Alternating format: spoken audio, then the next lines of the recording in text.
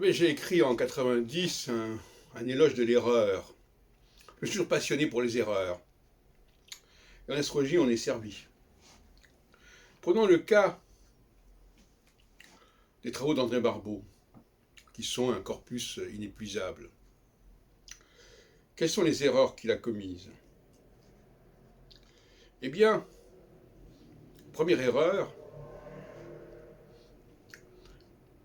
c'est d'avoir accordé l'importance à la conjonction Saturne-Neptune pour rendre compte de 1917. C'est une erreur parce que Neptune n'a pas à faire partie de l'astrologie traditionnelle.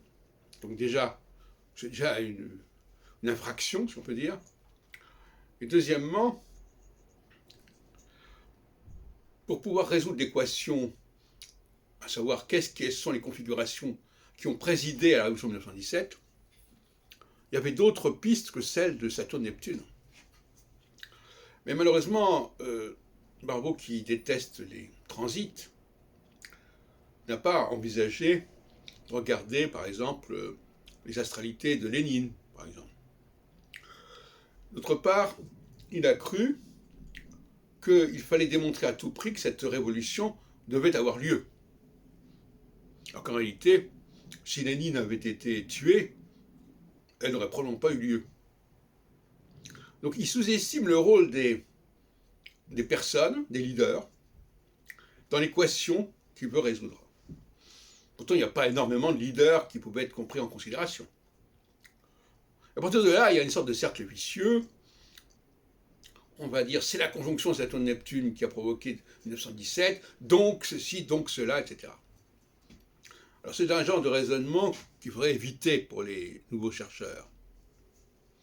Et puis l'autre erreur aurait été d'accorder une signification erronée à la conjonction elle-même, à toute forme de conjonction. Il est parti du principe que la conjonction, c'était le commencement de quelque chose. Vous savez pourquoi il a pensé cela? Parce que lui, il travaille justement sur la conjonction entre deux planètes.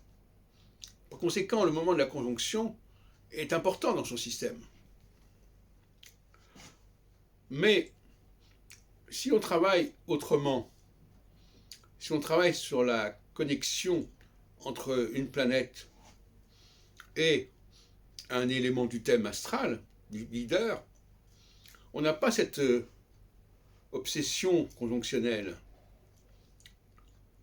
La conjonction, en réalité, correspond au solstice, à la position extrême, à l'aboutissement.